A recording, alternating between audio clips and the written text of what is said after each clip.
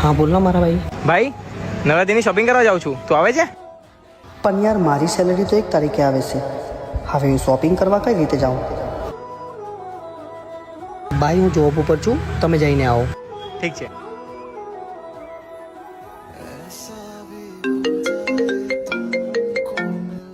Hello, જય માતાજી. WhatsApp જો મેં તને કંઈક સેન્ડ કર્યું છે, જોયું? આ શું લાવી મારા માટે? આ શું છે? કેવું લાગ્યું? પણ આની જરૂર શું છે?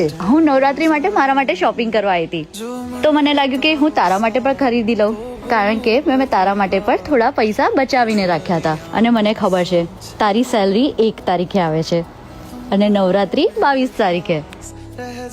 હું તારું ધ્યાન નહીં રાખું તો કોણ રાખશે? એ મોસમ છે